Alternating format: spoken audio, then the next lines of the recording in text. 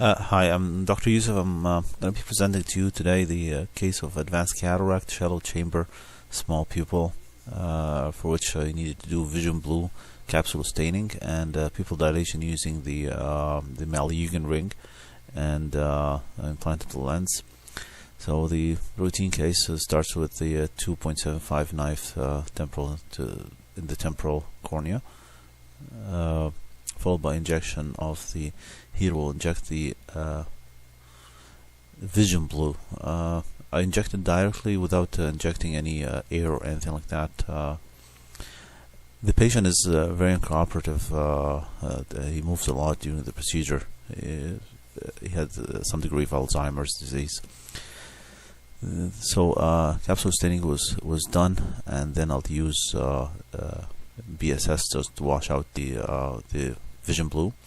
In the case of small pupil, you inject the vision blue. Some of it you have to inject behind the pupil, so that you can stain the capsule that's not that's behind the capsule, behind the iris. Because once you dilate the pupil, you'll find that there's a big part of the capsule that's not stained if you just inject it into the anterior chamber using the air bubble or something. So in these cases we inject it behind the iris so that it would stain the whole capsule. I injected the vis coat. This is then a paracentesis 80 degrees to the left of the main incision, and now we'll implant the Malyugin ring. Used to do the Beeler iris retractor iris hooks, but I think then the Morcher pupil expansion ring. And at this time, we started to use more of the Malyugin ring, which is much more convenient, easier to implant and explant, and produce an 8-point stability of the lens. So engage the nasal, then the superior and inferior parts, and then I'll implant the trailing one or the temporal one.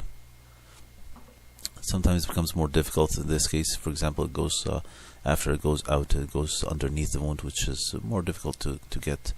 I used to use the Marshall button hooks to implant the ring at this stage, but I started to use more of the McPherson forceps, because it's more it holds it better to implant.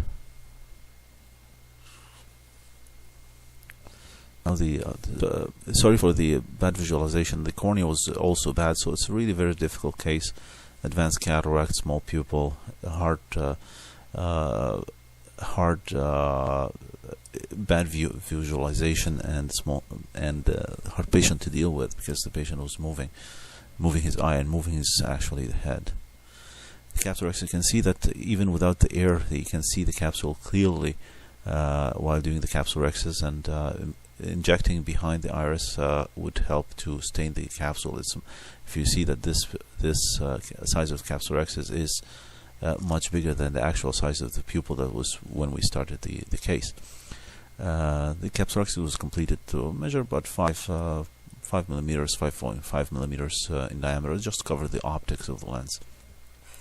Hydrosection, hydrodelineation is done. In cases of hard cataracts, you have to make the capsulorhexis as big as possible, as you will have hard lens material, and you don't want to put a lot of stress on the zonule while you're trying to do the phaco.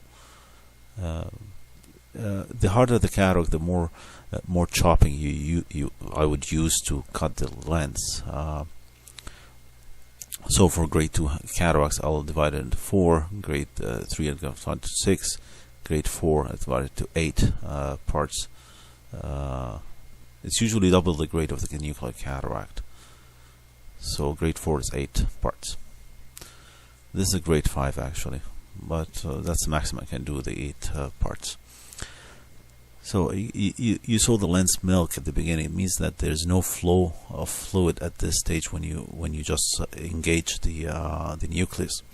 So you should not stay on this stage for a long time. You have to allow the fluid to flow, otherwise you're going to get a wound burn. So chopping is going well. This is the FX handpiece of the signature AMO machine. It works well. The cataracts, after starting using this kind of handpiece, now the cataract does not appear as hard as these used to be. It's very efficient and powerful handpiece.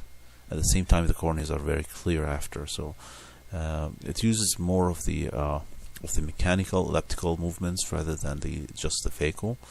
And the phaco powers are usually very, very low at the end of these cases still, because we use more of the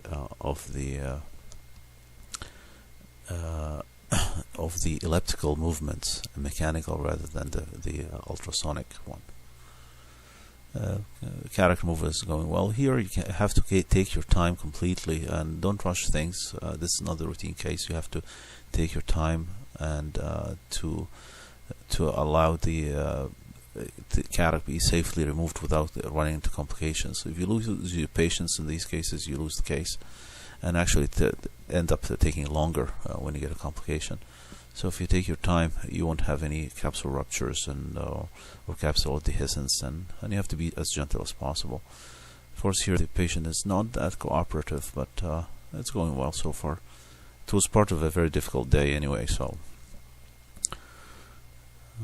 this is the last piece. And be careful with the last piece. When you're removing the last piece, now the capsule is not supported, so you have to be careful with that one. This is the most risky one actually, as you might end up with capsule ruptures and stuff like that with the last piece. The epinucleus is removed. I try to keep the epinucleus till the end because it's a safety cushion for you.